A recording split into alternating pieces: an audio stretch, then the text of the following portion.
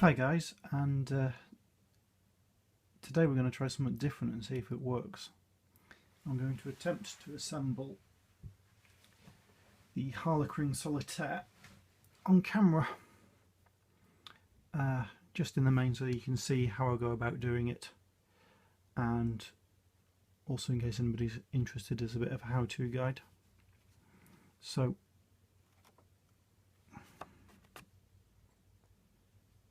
I'm simply in the main going to be following the instructions that come with it. The only difference is, ideally, I want to mount it on a resin base.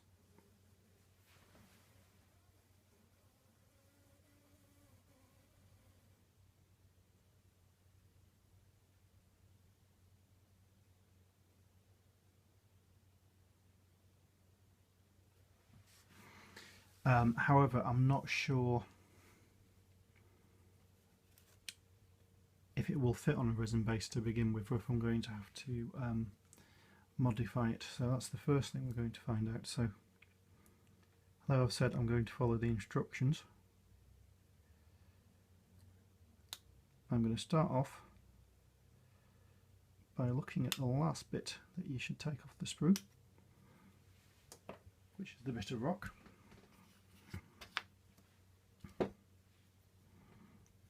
So that's done like that on there, which means, oh yeah, it's going to work. I was concerned that it wouldn't, but no, looking at that, it's going to sit quite nicely in the middle of the base, so that's good to know. So what I'm actually going to do is this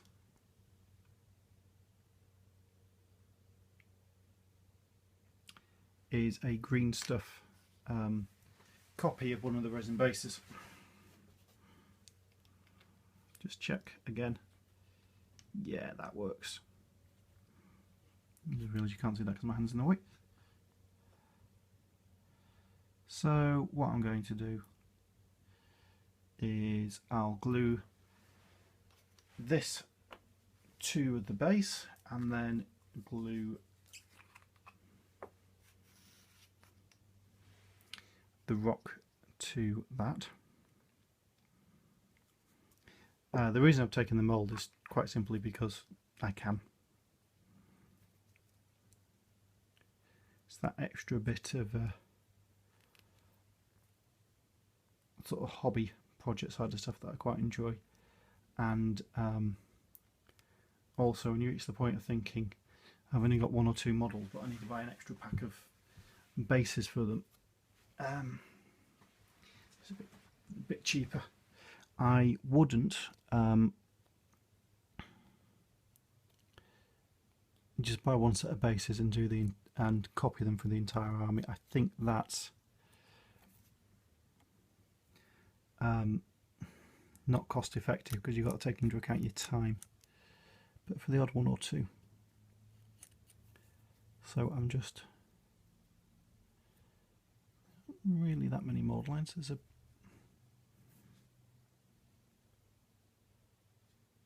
see if we can get that. Yeah, just about. There's a noticeable one down the what would be the centre of the mould, but you know, that's to be expected. So I'm just using a scalpel blade.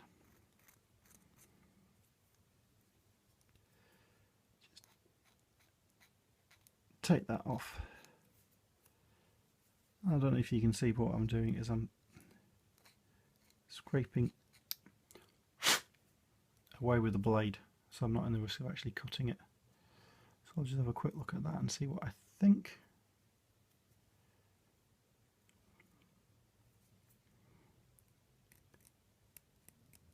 Maybe a little bit there that could look like a mould line. The other thing is, whilst I'm doing this, obviously, is I'm allowing that super glue on the base time to dry. And that's the other reason why I'm doing this first. Because what I'll now do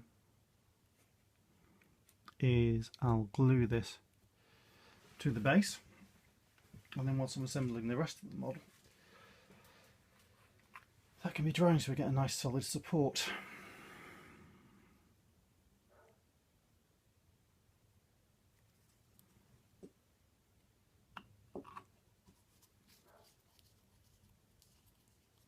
For the rest of the model, I will use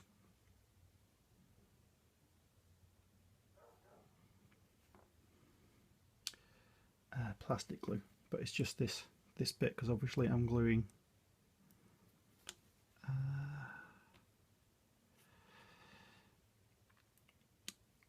plastic to green stuff and green stuff to plastic, that I can't do with the resin, with the plastic glue. But if we can see, there we go, that's now on the base. I'm just going to set that up to one side and then go back to the instructions and start following them in order.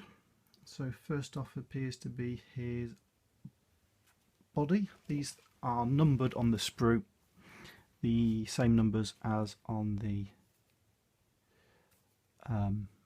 instructions, which really helps. So yeah, body, leg and backpack. So again, I'll just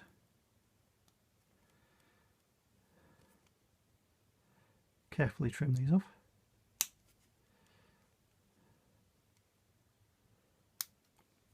One of the things I've noticed with recent Games Workshop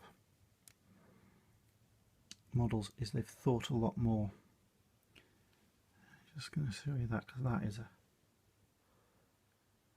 that's quite a tiny bit there to take off. Need to be careful with that.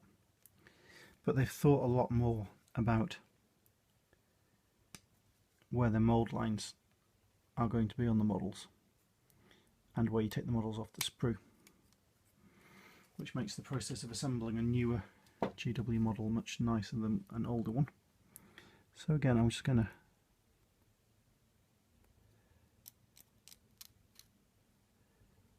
clean this guy up.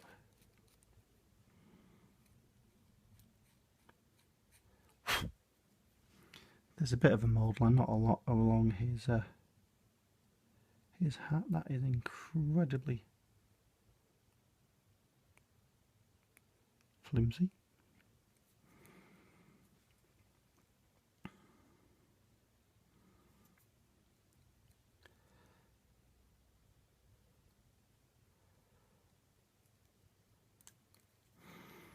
The other thing I've noticed, certainly in the last few years,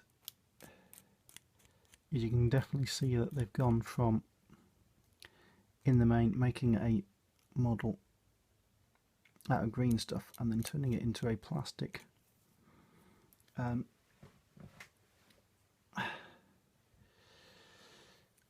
into a mould for a plastic kit, to designing their models on computer. There's no way in green stuff you would make a model like that, but with it being 3D modelled on the computer these days. Oh, I've just knocked his... I did say this thing was fragile. I've just knocked the... I think it's a gem or something hanging off his shoe. Oh, sorry, off his ankle. Just felt it go. It's not snapped off, but if you have made any really thin models, you know what I mean when I say you suddenly feel it bend under your fingers, and it's not a nice sensation.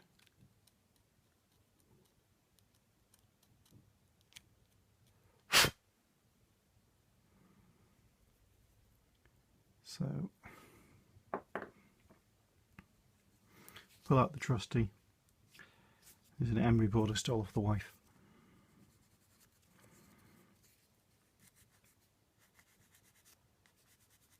and I'm just going to very gently sand down those bits where it's been attached.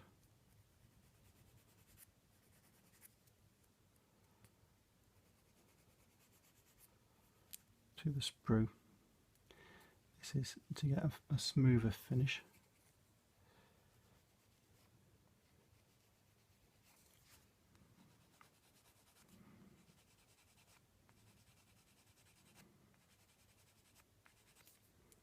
I don't want to do it too much because there's actually some detail,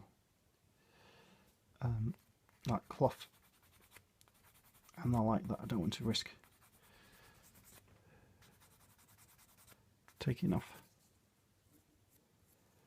There we go. So that's one piece cleaned up. Let's do his leg next.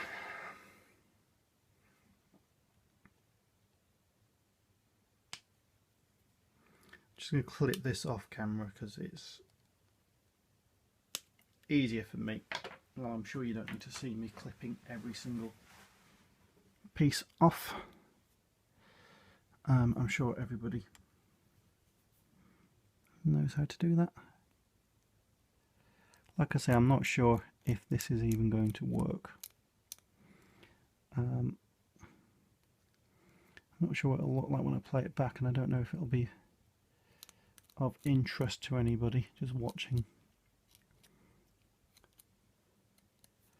Essentially watching somebody build a miniature, but you know, if it is, well, if you're watching this, which means I thought it's not looked that bad, and you do find it interesting and you'd like to see more of these, then drop us a comment and let us know.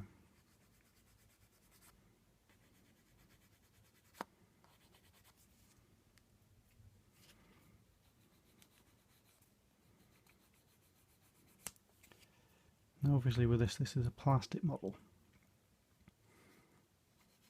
so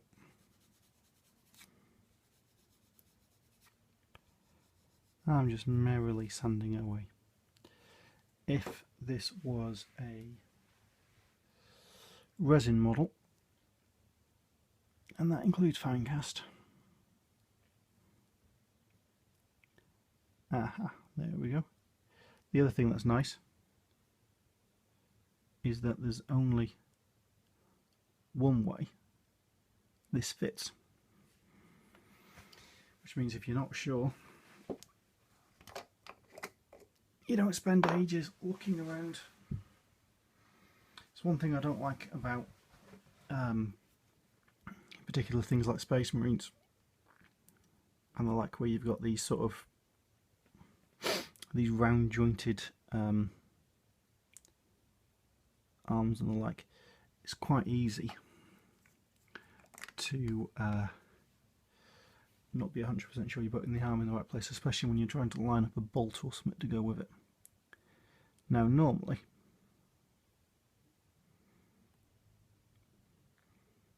I would put plastic glue on both sides of a joint, but this is a very small joint and I don't want to put plastic glue everywhere, so I've just put it on the larger section,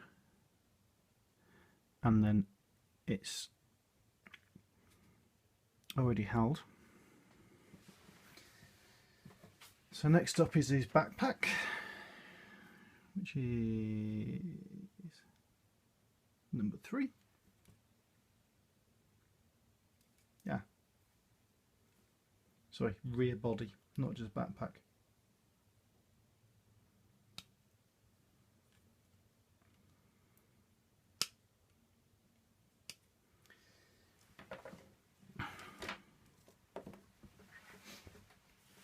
I don't know about you guys, but I find, so again I've clipped that off screen, I find there are 2 points when I suppose for want of a better set of words, get to know the miniature I'm working on. One of those is at this point when I'm assembling, because obviously I'm looking in very great detail, at the model.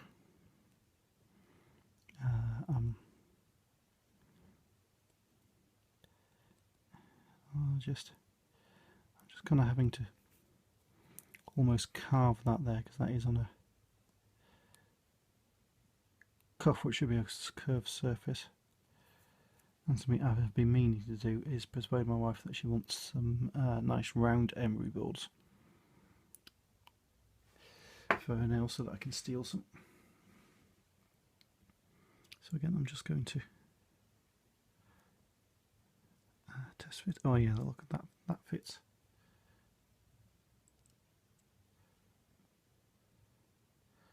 That fits perfectly. So nice and easy to work with these new plastics. But yeah, there's 2 points where I get to know the model. One is now when I'm assembling.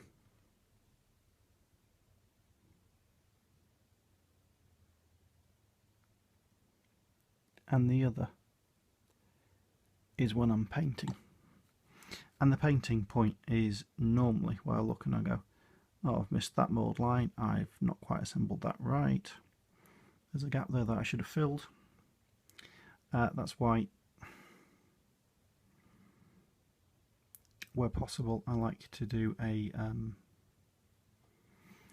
test model before I do a complete unit of anything, because you learn a lot in that test model.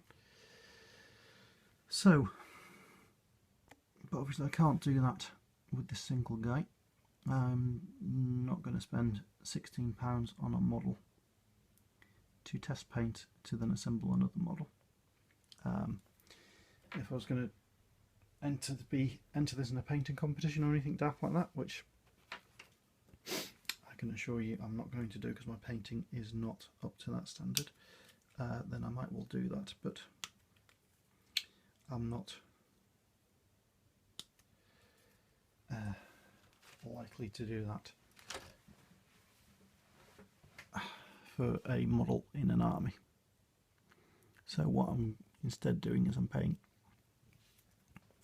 a lot of attention as I assemble, and also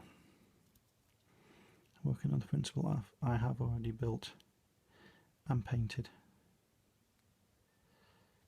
a number of Harlequin models now. So I've got the, if you like, the basic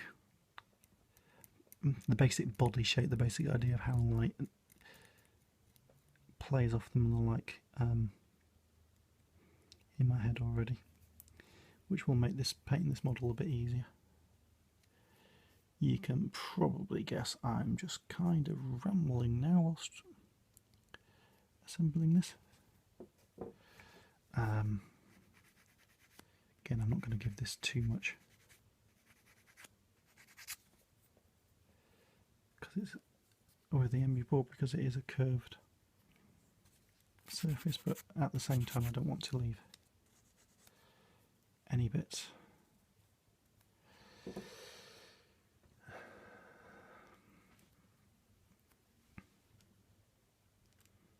So, and that's the sound of me dropping the £16 model on the floor.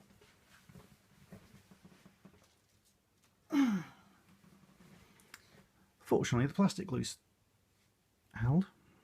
This is the major advantage over super glue. So again, I'm just going to test fit and discover that that again is a really nice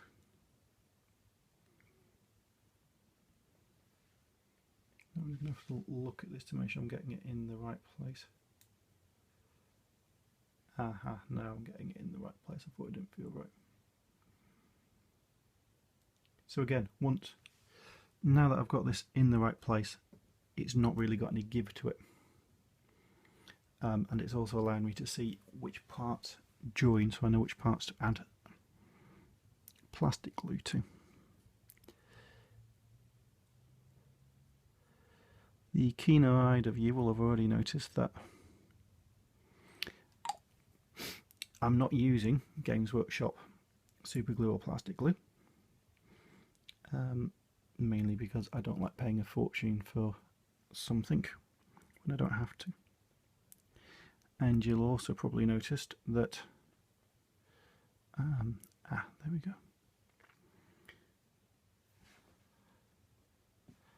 He's already starting to look like a solitaire. You'll also probably have noticed that I'm using brush on rather than a squeeze on super plastic glue. Again, I'm just going to check my instructions again and see what it says to do next. So next it suggests the head. Well, or rather,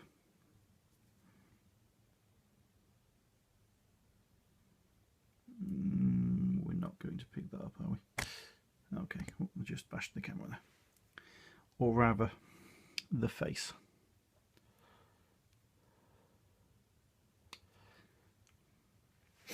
But yeah, I find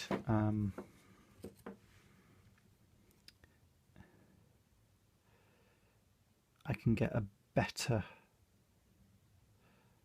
control over where the plastic glue goes with the brush than I can with the little nozzle. And I find the little nozzles have a horrible habit of fouling up. And yes, if you are watching this carefully, you'll see this is a point where I am actually cutting with a scalpel straight into my finger. I'm sure there's many safety things that I'm doing wrong with that, but I've found that it's the best way for me to do it, and I'm not applying a lot of pressure, so if it does slip, it's not going to go.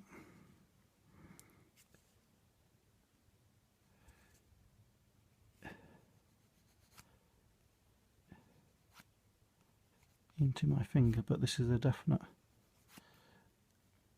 don't try this at home, kids.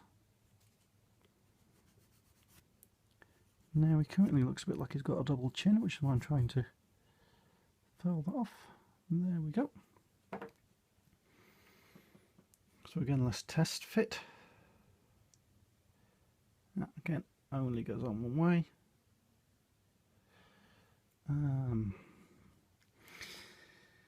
Now in this situation I'm going to put the glue into the hole rather than onto the face, because I will get it will be easier for me to hold this without any glue on it. Slot that in. There we go.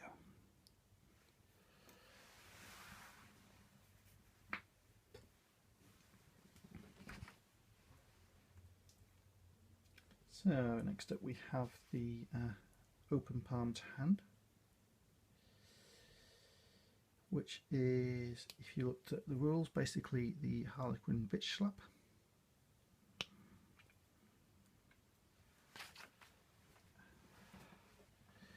Again, I'm cutting a lot of these off camera now because I need to be very careful. If I drop these parts are small enough, if I drop them I'm going to struggle to find them on the floor.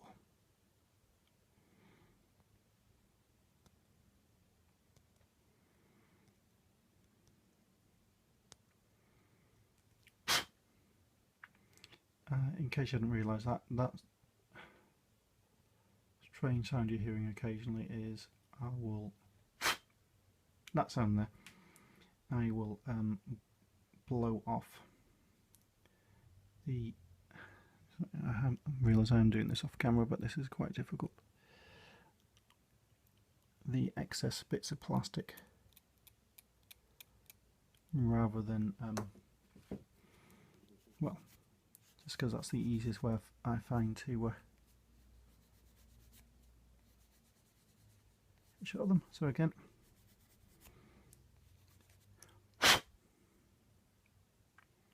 quick buff down,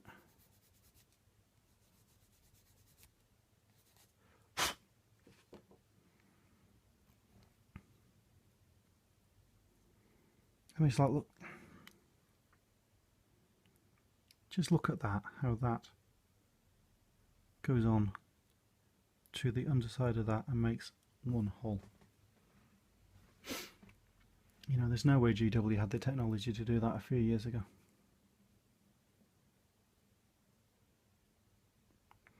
But it makes for a much more dynamic posed model than you could have done. Bit of glue.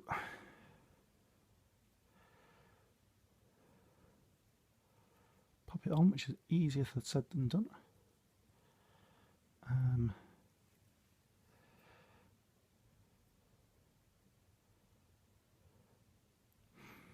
That is the one thing I will say about building, for want of a better word, normal scale humans, rather than the likes of Space Marines. So they get very fiddly very quickly. So next up we have the Harlequin's Kiss, which of course is one of the, well, probably the iconic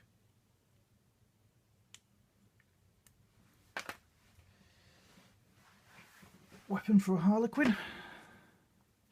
Probably one of the iconic ones in the game, to be perfectly honest. And so the bolt has probably got the #1 spot, but if you're going to do a top 10, I'd certainly put it in there. Although I'd say probably at least 7 of those top 10 would be Imperium weapons.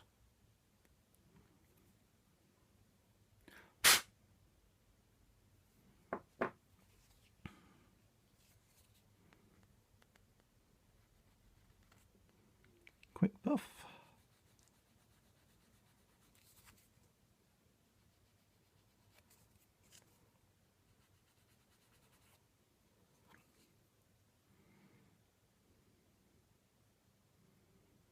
I'm just checking the actual barrel, I suppose you'd call it. And there doesn't appear to be any model lines on that. This is a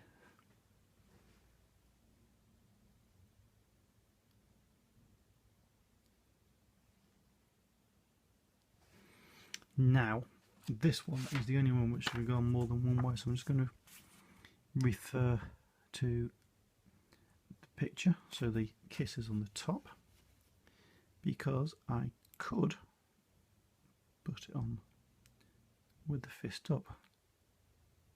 However, I will go with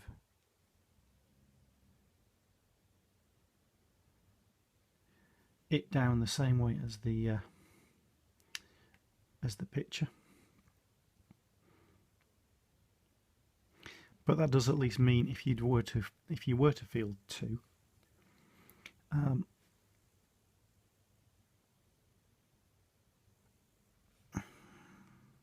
sorry, my phone is just telling me that I'm nearly out of power, which I suppose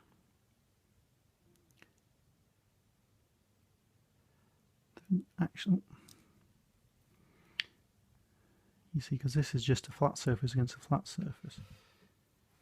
So it turns out that my phone was a lot fuller of photos than I thought, because it stores all your deleted ones for 30 days. So the camera just decided to give it the ghost as I was sticking on the Harlequin Kiss, but as you can see, it's on there. So we've only got one piece left.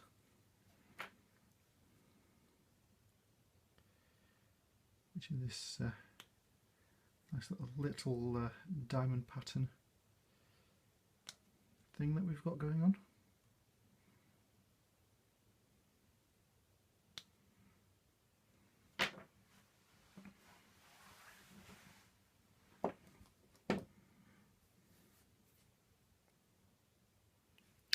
So again,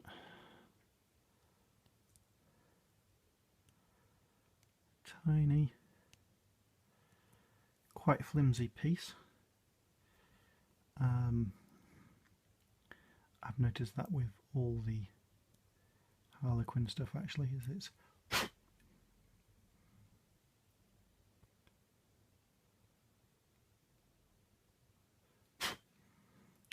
quite flimsy. In fact, if I was to say that there was one problem with recent Games Workshop models, it would be that they seem to be giving no regard to how you'd actually transport them. So again, I'll just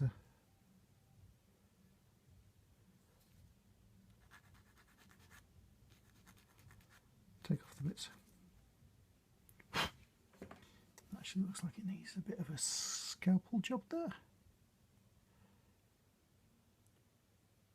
There we go.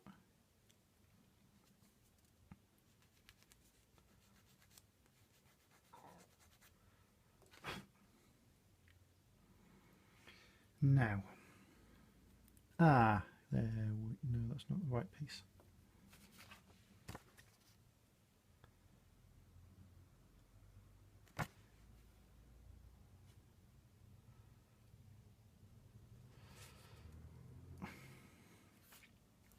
So it looks to me like with this, it actually goes, and it does. That is actually quite clever, is that? I don't know if you can see that, but it goes both above and below the hem of the coat.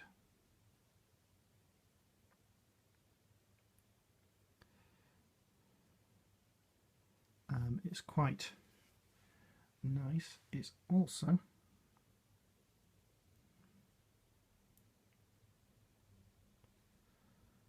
not going to be the strongest of joins.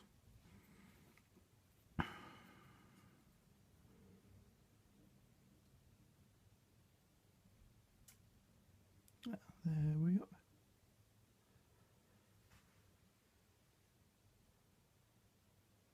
So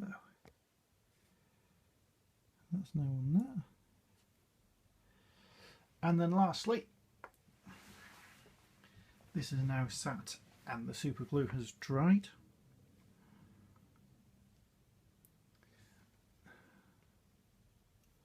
So I just need to orientate myself. So this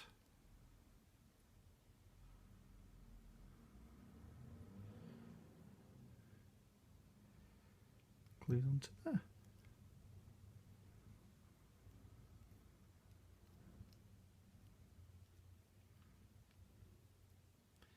I'm just going to look at this off camera because it's a bit confusing.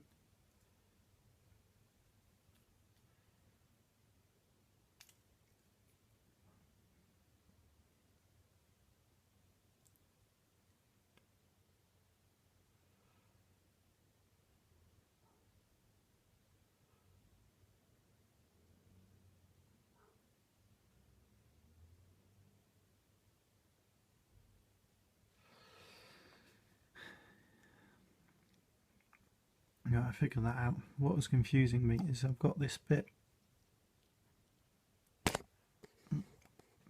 My apologies for that. Got this bit here which isn't covered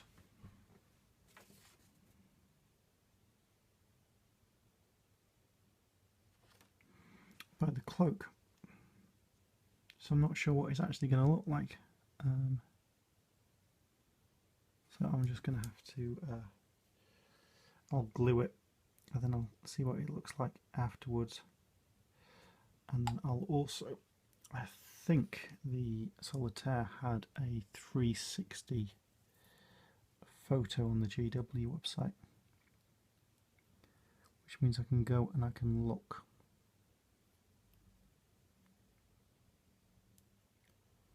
and I can figure out how. Oh, there we go. What you do with that in terms of painting. So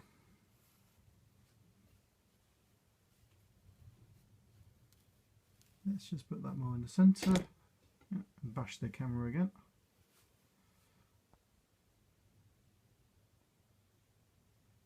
Oh, I can zoom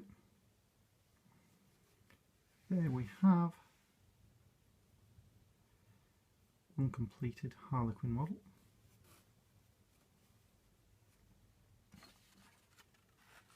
That looks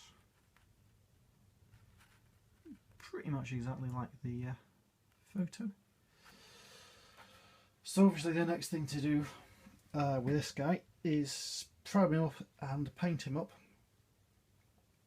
I'm half wondering about trying to paint him on camera. I've seen quite a lot of other YouTubers do that with models. I'm just very aware that this is going to run to about a 30-minute video of just me assembling him, and I think painting him might well be a lot longer, but then I might have to experiment with doing the recording it, fast forwarding bits and doing it as a voiceover. But anyway, we shall see. So if you like this, if this is something you'd like to see more of, leave a comment down below, like it, please remember to subscribe, and thanks for watching. So I shall see you guys later. Bye for now.